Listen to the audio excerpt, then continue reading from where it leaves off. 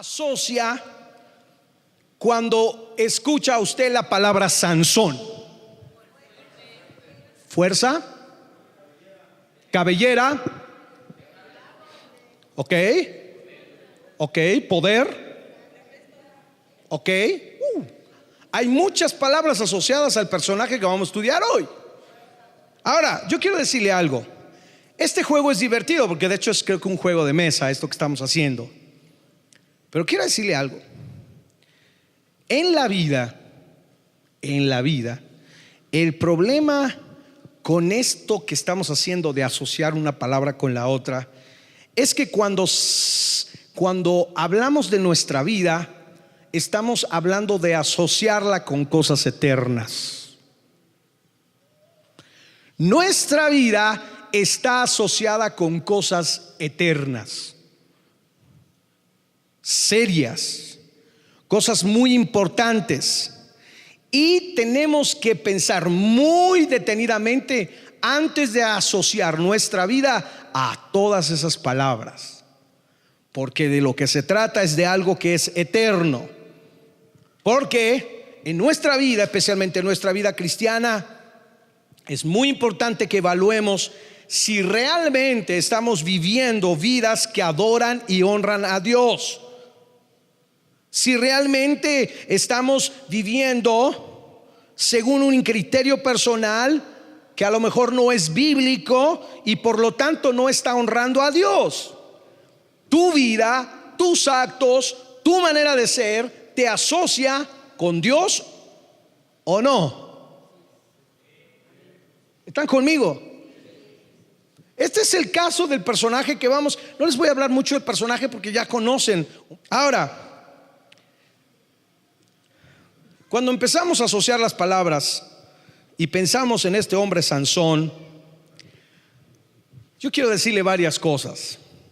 Algunos de ustedes dijeron poder, otros dijeron fuerza, otros cabellera. Pues sí, son correctas esas asociaciones que ustedes acaban de hacer, pero quiero decirles la más importante asociación cuando hablamos de Sansón. ¿Y sabes cuál es esa? Es que Sansón debe ser una gran reflexión acerca de los propósitos de Dios para la vida de un hombre. Está bien que asocies esas palabras como yo te pregunté, pero la idea de Sansón, el propósito de por qué el Señor creó a Sansón, no era para que tuviéramos una figura masculina, humana, así, de fuerza, de poder, de alguien que va al gimnasio, de alguien que está bien ponchado. Esa no era la idea. El Dios verdadero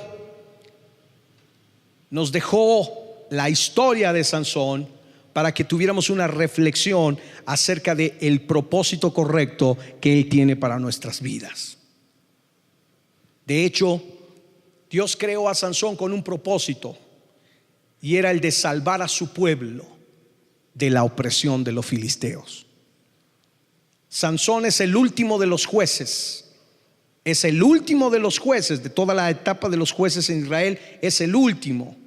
Y Dios lo crea y lo trae al pueblo con el fin de que Él libere a ese pueblo de la opresión de sus enemigos. En otras palabras, la idea es que Sansón le diera gloria a Dios por su vida en lo que iba a hacer. Sin embargo, parece que nos quedamos con la imagen del fortachón, nos quedamos con la imagen del fornido.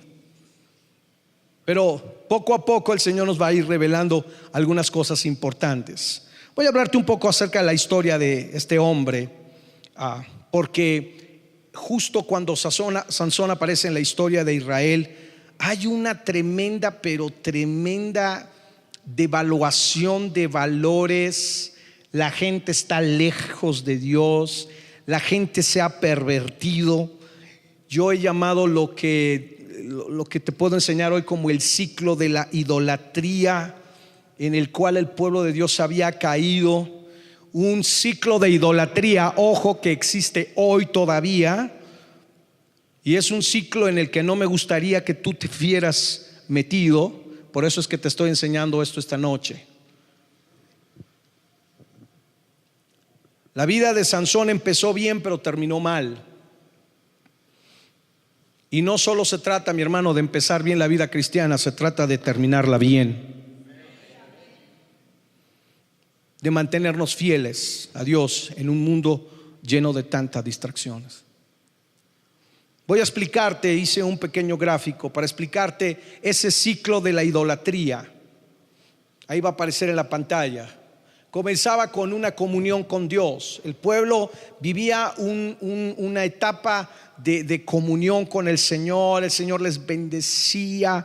Era una cosa muy hermosa. Ustedes van a ver varios capítulos en la historia del pueblo de Israel, pero luego se distraían y caían en la idolatría, al punto que eran esclavos de eso. Se iban en pos de otros dioses. Luego se volvían eso, prisioneros, esclavos, y pasaban temporadas esclavos. Hubo enemigos que los tuvieron hasta por 70 años de esclavos.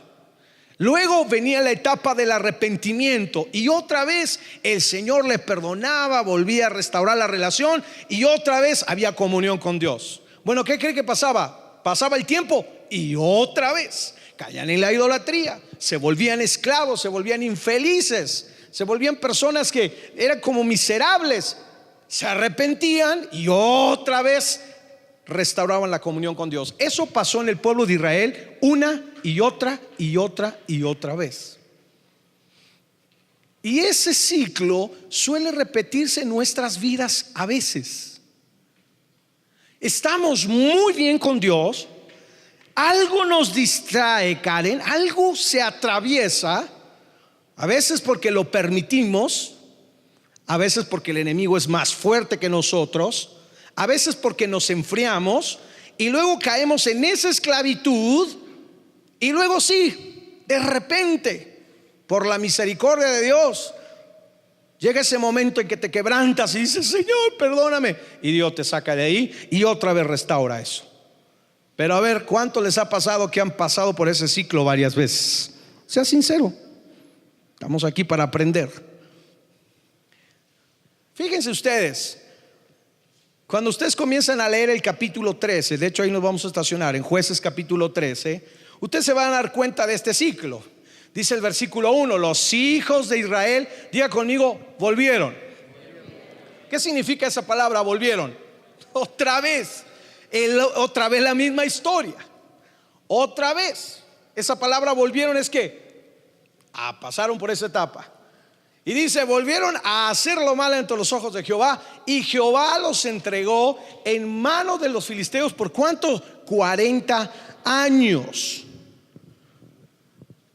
¿Ve esa palabra? Subráyala. Yo sé que algunos están anotando. Subraya esa palabra, volvieron, porque eso es para recordarte que probablemente a veces tienes que volver a pasar toda esa etapa. Mire, yo lo veo. De hecho hay algunos que se les nota tanto, mi hermano, que a veces hasta entre nosotros los líderes hay como una broma, ¿no? Pero es verdad. Hay personas, mi hermano, que andan hoy aquí y mañana, bueno, pero hay algunos que están graves. El domingo están, el lunes, y empiezan martes, miércoles, y ahí alcanzan el viernes y medio sube, ¿no? Y otros de plano se pasan 1, 2, 3, 4, 5, un mes, 2 meses, 3 meses, y de repente te los vuelves a encontrar. Y hermano, ¿cómo estás? Tanto tiempo, ¿no? Dan la bienvenida a los nuevos y también levanta la mano, ¿eh? También yo soy nuevo. Es esa etapa. Pero yo quiero decirte que Dios no quiere que pasemos esas etapas así. ¿Cuántos saben que Dios tiene un propósito? El domingo te hablaba aún de nuestras crisis, de nuestros desiertos. ¿Cuántos saben que Dios tiene un propósito? Finalmente, bueno, entregan el pueblo fíjate, Jehová entrega al pueblo en manos de los filisteos 40 años. Santo cielo. Los filisteos es una de estas primeras civilizaciones, mi hermano, que tenían formaciones militares muy avanzadas. Los filisteos tenían buenas armas, eran muy buenos herreros. De hecho, eran tan avanzados que los filisteos fueron los primeros que comenzaron a hacer puentes.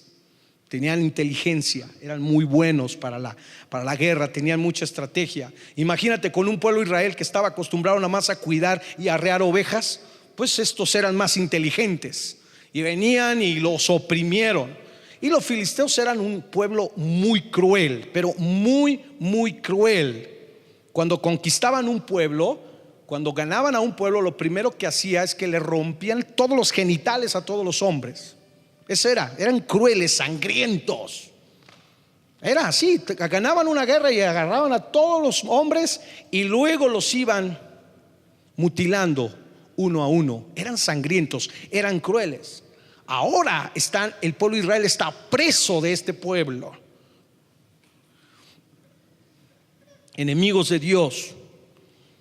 De hecho, fue uno de los peores enemigos del pueblo de Dios durante toda la historia del pueblo de Israel.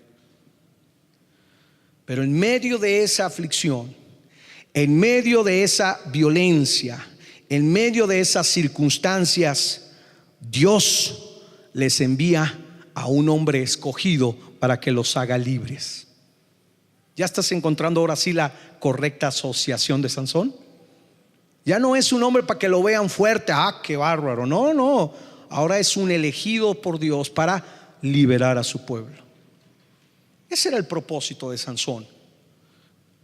Ahora, vamos a leer el versículo 2 y 3 para continuar con la historia. Realmente hoy vamos a hablar un poquito acerca de la familia de Sansón. De hecho, voy a hablar algo acerca de los padres, así que papás, levanten antenitas. El versículo 2 y 3 dice que en Sora, de la tribu de Dan, había un hombre que se llamaba Manoa. Diga conmigo, Manoa.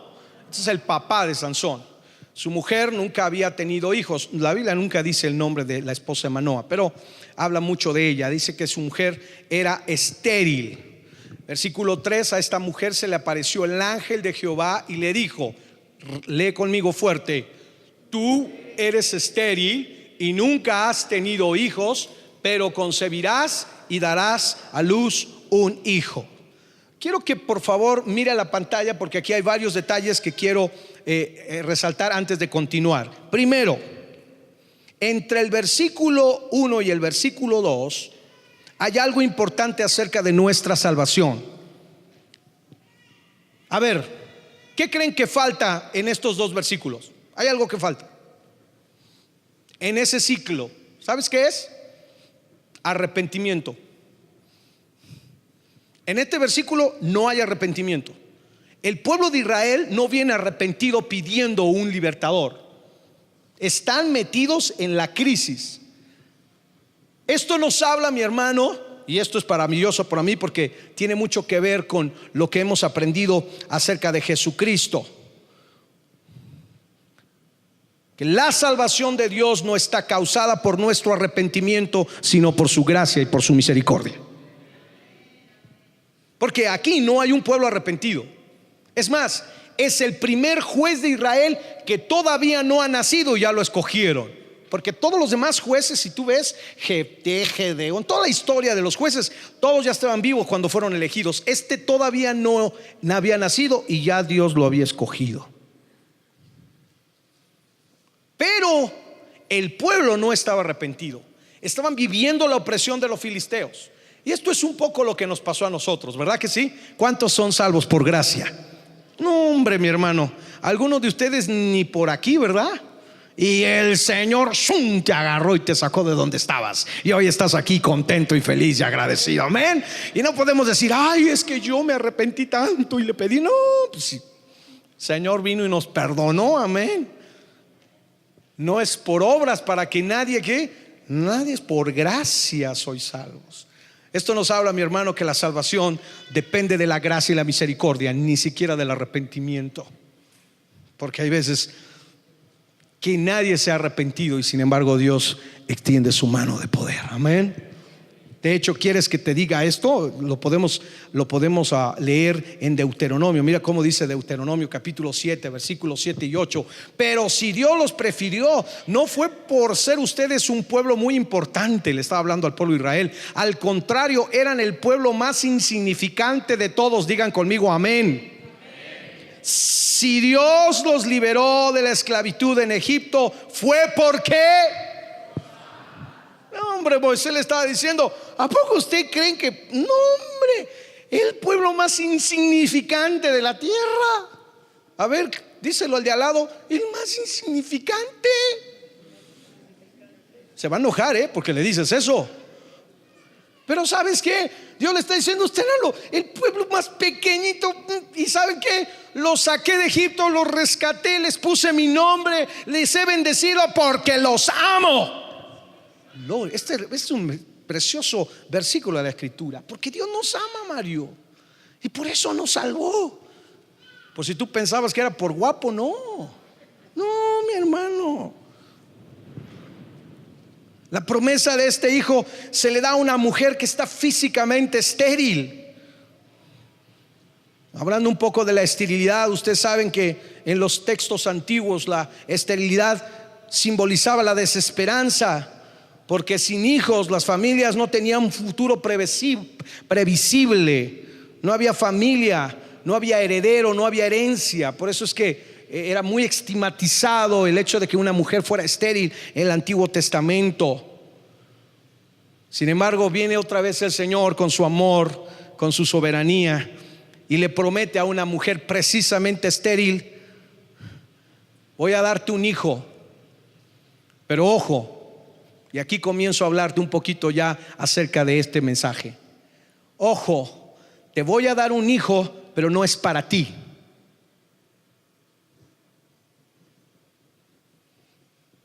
Ese hijo es para mí. Él va a libertar a mi pueblo. Quiero que pongas atención en esto que acabo de decir, porque esto es muy importante aquí. Este hijo sería separado para la obra y la gloria de Dios. De hecho, cuando nace le dijeron que iba a ser nazareno. ¿Se acuerdan? Nazareno era una persona que tenía que cumplir varios requisitos.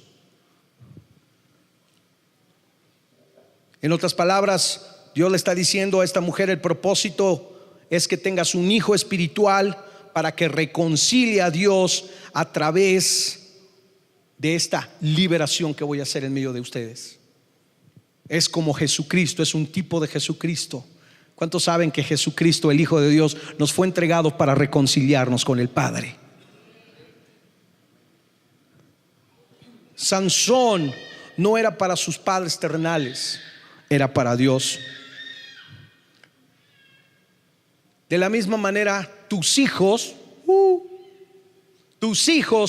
no son para ti, son para la gloria de Dios.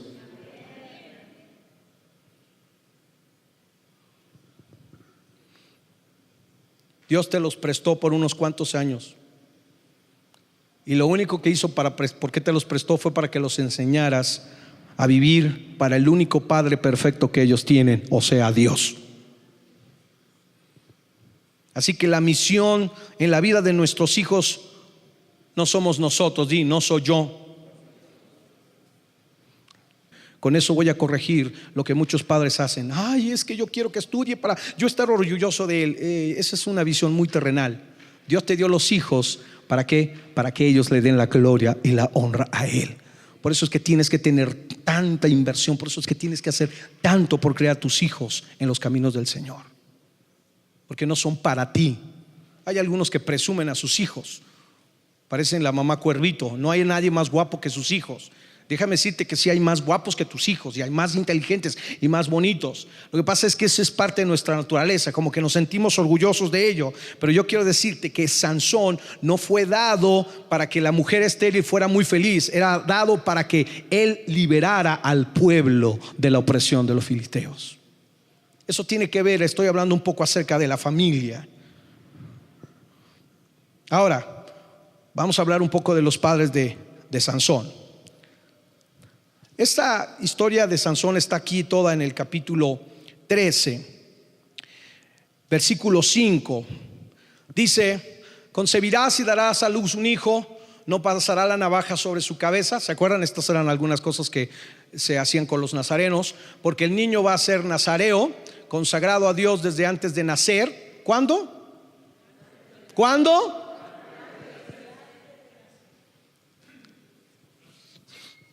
Yo conozco a papás que vienen y le presentan a sus hijos ya cuando tienen 1 año de vida. Tú debes de presentar a tu hijo desde que está en la barriga de tu esposa. Desde ahí lo tienes que consagrar. Si tú lo consagras desde ahí, Dios se va a encargar de todo lo demás. Dice, concebirás a un hijo, darás a luz un hijo, desde antes de nacer será consagrado. Y aquí esta segunda cosa que leemos en el versículo es muy importante. Él comenzará, di conmigo, comenzará, subráyalo si quieres. Él comenzará a librar a Israel del poder de los filisteos. Nota esta palabra comenzar. Se trata de comenzar, pero también se trata de terminar. Si es algo que comienza, es algo que tiene que terminar. Con tus hijos empiezas y con tus hijos tienes que acabar. Lo que tú comenzaste en ellos, lo tienes que acabar en ellos. Se trata de terminarlo bien, no solo de comenzarlo. Apocalipsis nos anima a ser fieles hasta la muerte. No dejes que tu corazón te engañe de que estás bien porque empezaste bien. Sé fiel hasta el final. Escucho regularmente a padres que dicen, es que yo empecé bien. Sí, empezó bien, pero anda mal el hijo. Corrige. Tu hijo tiene que terminar. Dice que él comenzará. Habrá un inicio de su propósito, hay un inicio de su razón de ser. Eso quiere decir que también tiene que acabar. ¿Está conmigo? Estoy hablando a los padres. Ya el domingo hablamos de Sansón, pero hoy estoy hablando a los padres. Y eso tiene que ver también con nuestra entrega. ¿Por qué cuando nos hicimos cristianos vivíamos ese romance espiritual con el Señor? Le llamamos primer amor. Va pasando el tiempo y como que eso, pues así como empezaste, sigue para que así termines. Escucho a la gente que dice, ay, cómo añoro aquellos años, el primer amor. Yo tenía ganas y hoy no tienes ganas ni de venir al culto. Escucha, Dios inició un propósito en su Biblia. La Biblia habla que Él comenzó un proceso en nosotros. Dice que Él comenzó una obra y Él ¿a qué? Terminará. No se trata de empezar bien, se trata de terminar bien. En la educación de los hijos se trata de empezar bien, pero es más importante. ¿Cómo? Porque qué vale que empieces bien y termines mal. Este fue el caso de Sansón. Empezó bien, comenzó a librar a Israel. Era un hombre muy fuerte, tenía una habilidad. La Biblia habla de una unción que tenía Sansón. Él podía pelearse con animales, con hombres, y tenía una cosa porque había sido diseñado para eso. Pero ¿sabes qué pasó? Empezó bien. Era tan guapo y tan fortachón. Iba al gimnasio y todas las filisteas lo miraban cuando llegaba al gimnasio. No tengo nada contra los que hacen ejercicio y van al gimnasio, pero yo quisiera saber por qué vas. ¿Para que te vean? ¿O va porque tu salud lo necesita? Hay cosas que hacemos y perdemos la brújula. ¿Por qué vas a estudiar eso que vas a estudiar, hijo? ¿Para darle gloria a Dios o para darle gloria a tus padres y a ti? ¿Por qué haces lo que haces? ¿Para darle gloria a ti, a tu vida, o para darle gloria a Dios? Casi todos comienzan bien, pero terminamos mal. Vamos a seguir leyendo para terminar.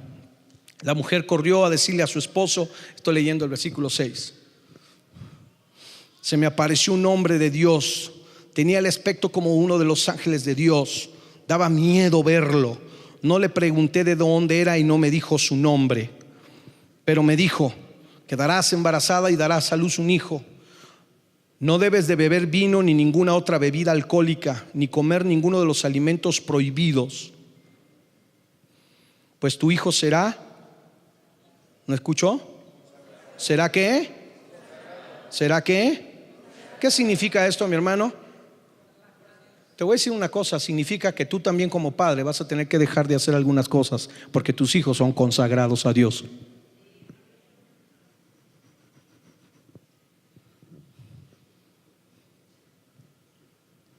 y ya antes de que nazca tu hijo ya empiezas a dejar de hacer algunas cosas, porque él será consagrado a Dios.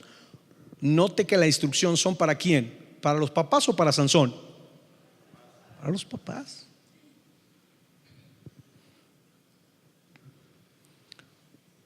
Tu hijo será consagrado a Dios como nazareo desde el día de su nacimiento hasta el día de su muerte. Entonces Manoah, ¿qué hizo?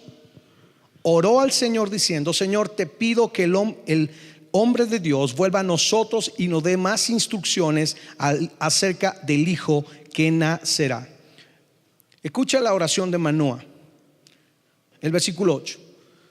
Manoah oró al Señor. Esta es la oración de un padre. ¿Están conmigo, papás? Apréndete esta oración. Señor, te pido que el hombre de Dios vuelva a nosotros y nos des más instrucciones acerca del hijo que nacerá. Este es el llamado para los padres de esta generación. ¿Qué vamos a hacer con esta generación? Esa debe ser tu oración, papá. Dame las instrucciones. ¿Cómo voy a hacer con este hijo? Eso es lo que tienes que orar todos los días. Señor, dame instrucciones acerca de cómo tengo que formar a estos hijos. Yo como pastor tengo que orar todos los días: Señor, dame instrucciones de cómo formar esta generación, estos hijos espirituales. Esa es la visión de una paternalidad espiritual ad hoc a este tiempo. ¿Sabes qué es lo que pasa? Que muchos padres espirituales no están orando para pedir a Dios qué hacer con esta generación. Lo peor es que algunos padres están tratando de hacerlo como lo hacían hace 100 años y no nos hemos dado cuenta que ahora las cosas han cambiado. Tú estás orando: ay, Señor, dame un momento de sabiduría para hablarle de sexo a mi hijo. ¿Sabes qué pasa? Tu hijo ya sabe más que tú. Sí. Sienta a tu hijo de 7 años y él te va a hablar todo lo que quieras acerca de ese tema. Y tú te vas a quedar Por eso es que tenemos que orar. Papás que tienen hijos adolescentes tienen que ir al Señor constantemente y como Manoah decir: Señor, dame instrucciones cómo formar a mi hijo, porque está en medio de un pueblo amenazante como los filisteos. No estoy diciendo que literalmente haga lo que te platiqué que hacían con los hombres que eran prisioneros, pero el problema de Sansón fue un problema de origen sexual, que es el mismo problema que están pasando hoy los papás con sus hijos adolescentes. Hoy el pueblo filisteo, el enemigo, Satanás, se ha metido por ahí. ¿Qué es lo que tienes que hacer, papá? Lo que tienes que hacer como Manoah: Señor, te pido que el hombre de Dios vuelva a nosotros. Obviamente estábamos hablando de Cristo, porque cuando le pidió el nombre no le quiso dar el nombre a la mamá, justo con Jacob igual, que tampoco le quiso dar el nombre. Algunos comentaristas piensan que era una teofanía de Cristo. En otras palabras, lo que tienes que hacer es decirle: Jesús, dime cómo tengo que enseñar a mis hijos hoy. Nota que Manoah no está diciendo: no te preocupes, Señor, tanta experiencia que tengo. No, hombre, no te preocupes. Ahora, note usted que las instrucciones fueron dadas: no tomes vino, no le cortes el cabello, que no coma cosas inmundas. Obviamente hoy, aunque eso es literal, hoy tenemos varias aplicaciones para eso. Y muchos padres están fallando porque no están siguiendo las instrucciones que Dios está dando. Y esta es mi oración todos los días: Señor, ¿qué vamos a hacer con los hijos de esta generación? ¿Qué es? Se oyen pocas voces que oran eso. Se oyen pocos pastores y líderes que oran: Señor, ¿qué hacemos con esta generación? Sí, se oyen muchas voces que dicen: vamos, generación, este es tu tiempo. Sí, pero no están los padres que dicen: así hay que hacerlo. Tú tienes que sacrificarte más por tus hijos. Tú tienes que dejarte de manipular menos por tus hijos. Tú tienes que pedirle al Señor que te diga cómo lidiar con tus hijos en esta generación. No puedes decir: es que a mí me enseñó mi papá así y pues yo. No, hoy es otro tiempo. Manoah estaba entendido, claro, y está diciendo: estamos viviendo tiempos distintos. ¿Cómo? Señor, dime cómo. Ahora, esto aplícalo no solo para tus hijos, aplícalo por aquellas cosas que Dios te ha mandado a hacer, para tu llamado, para tu propósito. Aplícalo para tus hijos espirituales. ¿Estás conmigo, papá, esta noche?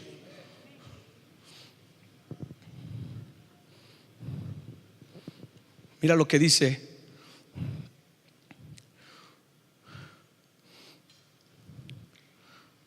el versículo 9. Dios respondió a la oración de ¿quién? Mi hermano, el Señor te va a responder.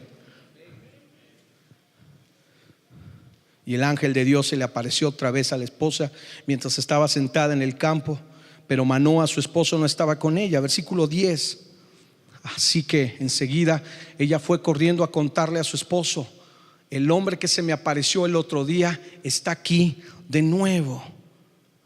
Versículo 11. Manoa regresó corriendo con su esposa y preguntó: ¿eres el hombre que le habló a mi esposa el otro día? Sí, contestó él, soy yo. Entonces Manoa le volvió a preguntar: ¿qué? Cuando tus palabras se hagan realidad, ¿qué reglas deben gobernar la vida y el trabajo del muchacho? Otra vez Manoa, en una posición de un padre, dice: dime por favor. Ahora le habla acerca del trabajo y del gobierno en la vida de los hijos. Ojo, aquí no ha nacido Sansón. No es una palabra para Sansón, es una palabra para los padres de Sansón. Escucho muchas voces hablándole a la generación, pocas hablando a los padres de esta generación. ¿Qué hacer? Obviamente, Manoa habla y pide acerca del gobierno del muchacho, porque él sabía que el muchachito iba a salir medio ingobernable. Voy, papás, tips, estoy aventando tips. ¿Están conmigo? Aguas con el carácter y la personalidad de tu hijo, que lo puedes conocer desde el primer día que nace. ¿Sí o no? Desde la barriga. Pero para hacerlo más efectivo, desde el primer día que nace, ahí te vas dando cuenta del perfil, del carácter de tu. Y aguas, porque hay unos papás que se dejan vender. Un niño que llora, escucha, un niño que llora en el pasillo del supermercado porque no le compraste un chocolate y hace su berrinche, y tú volteas y sacas el dinero y se lo compra, es un chico que te está gobernando a ti. Un hijo que te dice no quiero ir a la iglesia es un hijo que te está gobernando a ti. Un hijo que dice yo quiero hacer lo que yo quiero es un hijo que te está gobernando. Estás perdiendo, están las cosas al revés. Ay, pastores, que no. Ay, ya le he dicho de una y de otra forma. Ora al Señor para que te diga la forma. Todos los niños, y lo he dicho, todos los niños son manipuladores. Escucha, es una tendencia, es la naturaleza de iniquidad que viene. Por eso es que los padres tienen que formarlos. Por eso es que los padres oran: ¿cómo lo puedo educar? Tienes que escoger sus amigos, tienes que escoger su círculo de influencia, tienes que tener el password de su Facebook. Escucha, el pueblo filisteo fue un pueblo realmente cruel. El enemigo quiere acabar con tus hijos. No es un juego, es una guerra. Y la guerra se pelea aquí en oración. Por eso, ¿por qué crees que invitamos tanto? Venga con su hijo, venga con mi hermano. Porque este es el único lugar donde a veces pienso que es el único lugar donde te conectas. La otra parte la pasas lidiando con ellos, peleando con ellos. Sansón fue un regalo temporal para sus padres, pero no el Dios de sus padres. Si eres estéril, te voy a dar un hijo, pero ese hijo va a ser para mi gloria. Porque luego está el otro lado. Hay papás que han hecho de sus hijos un Dios. Los conozco. Ay, no me le diga nada. Ay, no, no me lo vea así. Ay, no lo. Óigame. Señor, ¿qué tengo que hacer con el muchacho? Esa es la oración de Manoah. Y Manoah hizo todo, porque en la segunda vez que se aparece el ángel, Manoah no estaba. Ella va y lo busca. Por cierto, habla de un matrimonio que trabaja porque ella hubiera dicho: ¿qué crees? Vino otra vez el ángel. No, fue y le dijo: el ángel está aquí. Manoah corrió no sabemos cuánto y se presentó, y otra vez ante el ángel. ¿Qué vamos a hacer? ¿Cómo lo tengo que gobernar? Es muy claro que en este capítulo el padre y la madre de Sansón no podían hacer la bendición de Dios su ídolo, ni tampoco su Dios. Mi hermano, las bendiciones que Dios te da no son para que las conviertas en un ídolo. El único que merece la gloria y la honra, ¿quién es? Es Dios, que te lo dio.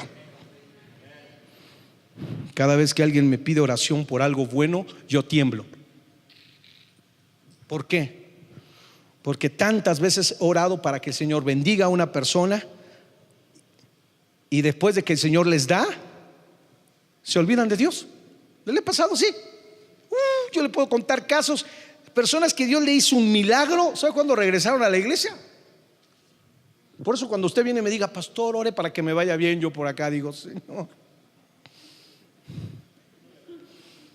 Señor, esto que le vas a dar, ¿lo va a bendecir o lo va a alejar de ti? Si lo va a alejar de ti, no le des nada. Y sí, iglesia, las bendiciones de Dios no son Dios.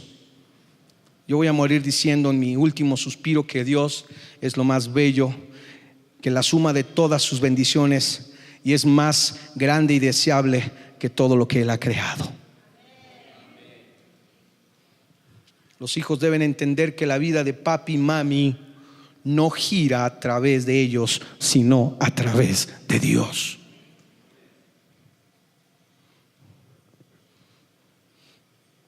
Con tristeza tengo que decirte que he conocido ministerios y hombres llamados por Dios que por girar alrededor de los hijos perdieron la dirección de Dios para sus vidas.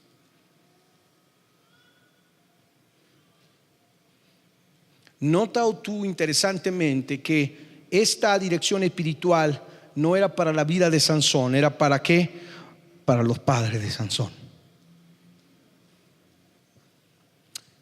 Y sí es verdad que en esta época tan difícil que estamos viviendo, son tiempos de gracia, porque Dios se ha dignado en mandarnos una lluvia tardía, y a veces pienso que ni se la hemos pedido. Ha sido porque Él es grande, porque su misericordia nos alcanza. ¿Qué hacer en estos tiempos? Ahí está lo que tienes que hacer. Ahí está la guianza. Ahí está lo que tenemos que hacer en estos tiempos: buscar a Dios y descubrir el verdadero propósito por el que estamos aquí.